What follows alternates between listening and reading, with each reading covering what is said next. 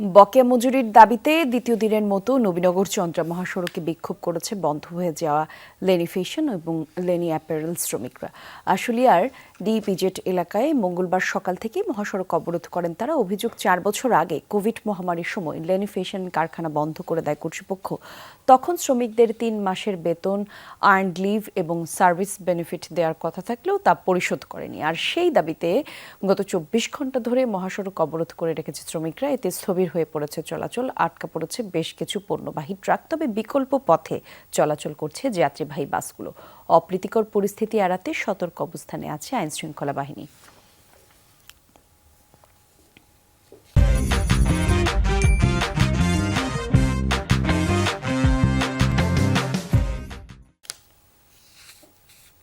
এ বিষয়ে আরো জানাতে আমাদের সহকর্মী মাহফুজুর রহমান নিপু আশুলিয়া থেকে আমাদের সঙ্গে যোগ দিচ্ছেন। নিপু, একটু জানাবেন এই মুহূর্তে মহাসড়কের কি অবস্থা, শ্রমিকরা কি বলছে? মূলত 4 বছর আগের বকেয়া বেতনের বিষয়টি এতদিনেও সমাধান কেন হলো না, একটু আমাদের জানাবেন।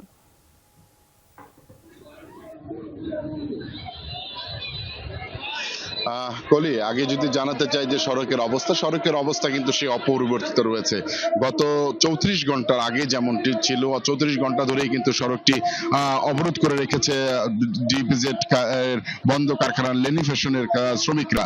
তারা নবীনগর চন্দ্রা মহাসড়কে অবস্থান নিয়ে রয়েছেন এবং তার পাশে যে ঢাকা রপ্তানি প্রক্রিয়াকরণ অঞ্চল রয়েছেন, অর্থাৎ ডিপিজেড এর প্রধান ফটকের সামনে কিন্তু তারা অবস্থান নিয়ে আছেন, তাদের যে কর্মসূচি সেটি চালাচ্ছেন। কিছুক্ষণ আগে আন্দোলনরত শ্রমিক প্রতিনিধির সঙ্গে ব্যবসা এবং আইন শৃঙ্খলা রক্ষাকারী বাহিনীর প্রতিনিধি দল কিন্তু বসেছিলেন। তারা যেটা জানিয়েছেন যে এখন পর্যন্ত তারা বলেছিলেন যে আগামী 2 তারিখ থেকে তাদের শ্রমিকদের কাগজপত্র জমা দেওয়ার কথা বলেন।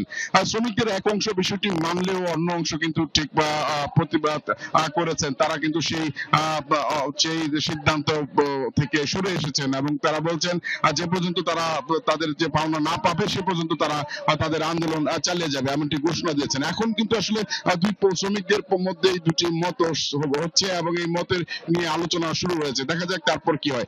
আর যেটি বলছিলেন যে কেন এতদিনও সম্ভব হয়নি, আসলে সম্ভব হয়নি এই কারণে যে শ্রমিকরা কিন্তু এর আগেও একাধিকবার এই বিষয়টি নিয়ে তারা মহাসড়কে নেমে এসেছিল, প্রধান ফটকে বিক্ষোভ করেছিল।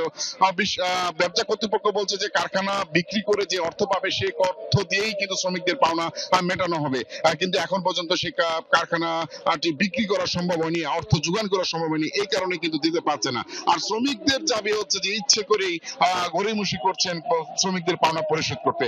তো এই হচ্ছে বর্তমান পরিস্থিতি।